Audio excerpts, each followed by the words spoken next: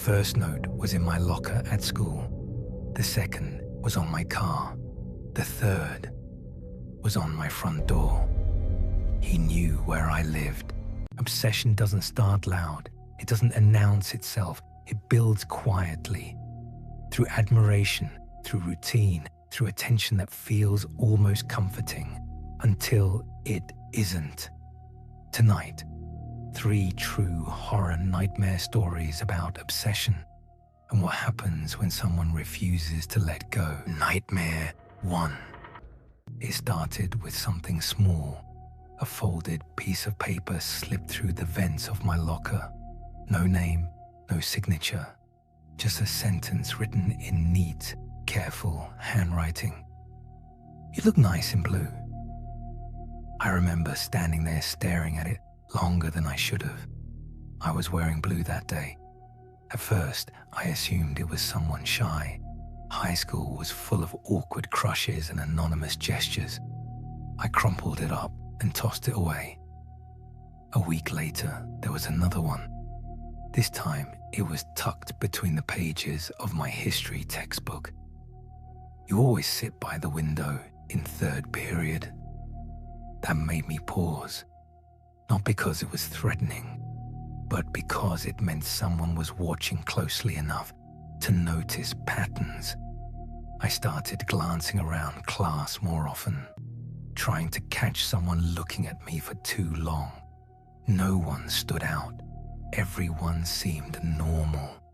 Then the notes started appearing more frequently, inside my backpack pocket, under my windshield wiper, folded carefully, always the same handwriting. "You changed your route home today. You left practice early. You look tired this morning." They weren't compliments anymore. They were observations, specific ones, the kind that required time. One morning, I found a note taped to my front door. That was the first time I felt actual fear.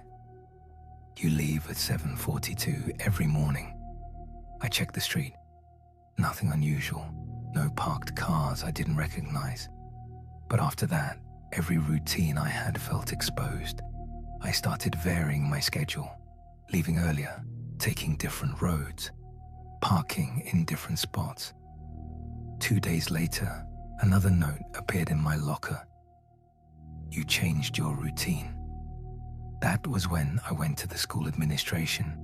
They checked hallway cameras. Nothing. No one near my locker long enough to slip anything in. The note stopped after that, for about a month, long enough for me to think it was over. Then one evening, I walked out of the grocery store and found a folded paper on my windshield. Same handwriting, same precise folds. "You shouldn't be so paranoid. I would never hurt you."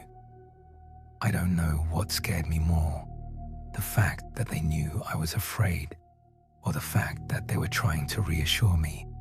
I never found out who it was. No one was ever caught.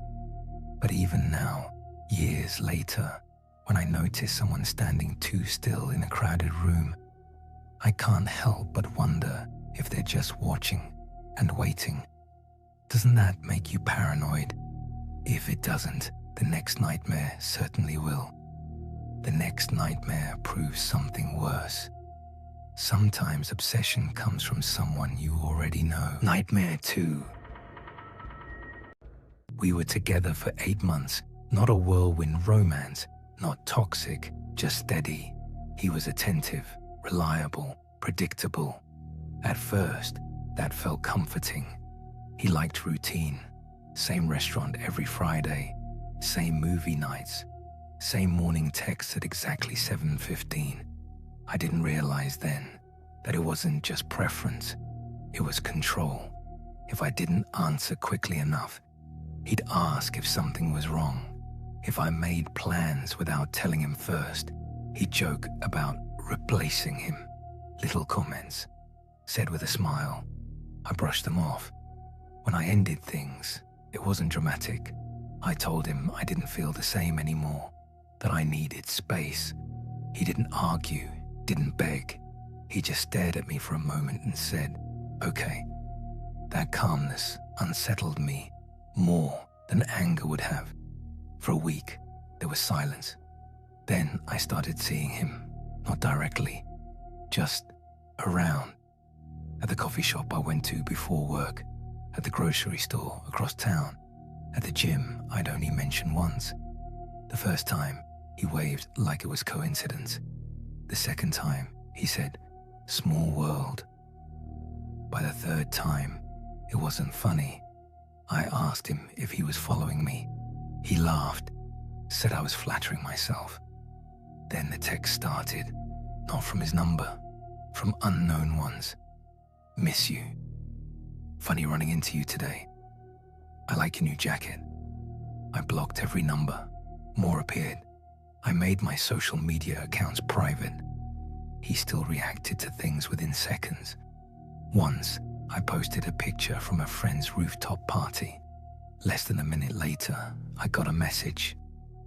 "Careful near that edge." I hadn't tagged the location.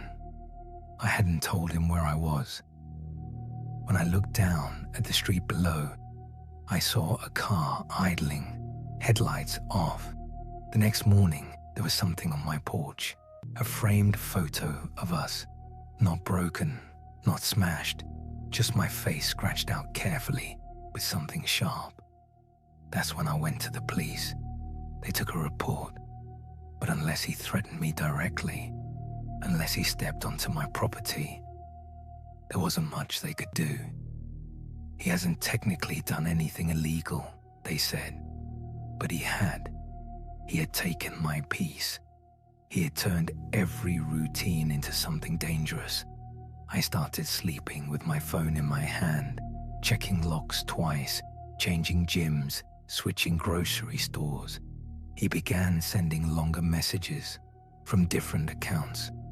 "You'll calm down eventually. You just need time. You always come back." The scariest part wasn't rage. It wasn't threats. It was certainty. He wasn't angry. He was patient, like he believed this was temporary, like the breakup was just a phase I was going through. Then one day, it stopped. No more sightings, no more messages. A mutual friend told me he'd moved out of state for work, new job, new city. I should have felt relief. Instead, I felt something worse, because obsession doesn't need proximity, it needs fixation. And sometimes when I get a notification from a number I don't recognize, my stomach still drops, because I don't think he ever let it end. He just changed distance. If you're still watching, take a second to like this video. It helps Nightmare Central reach more people who love true nightmare horror.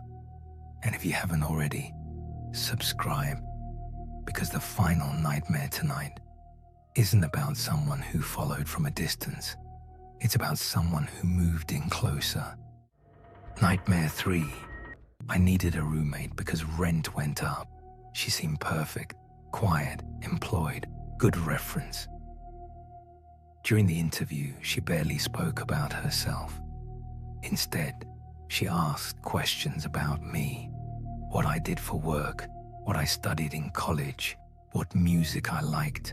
I assumed she was just making conversation. The first month was normal. She kept to herself, paid on time, left polite notes on the fridge. Then I started noticing small things. She bought the same brand of shampoo I used, not unusual. Then the same cereal, then the same bed sheets, same color, same pattern. I laughed about it with friends, said maybe I had good taste, but it didn't stop. She cut her hair the same length as mine, started wearing similar outfits, even ordered the same glasses frame I wore. When we went out with mutual friends, she would finish my sentences, not in a playful way, in a rehearsed way, like she'd practiced. One night at dinner, someone asked what I did over the weekend. Before I could answer, she said, "Oh, we reorganized the closet and watched that documentary." She spoke like we were one person, like my life was shared property. I corrected her. She smiled and said, "Right, you did." That was the first time I felt something shift. Then came the rearranging. I walked into her room once to grab a vacuum. Her furniture mirrored mine exactly.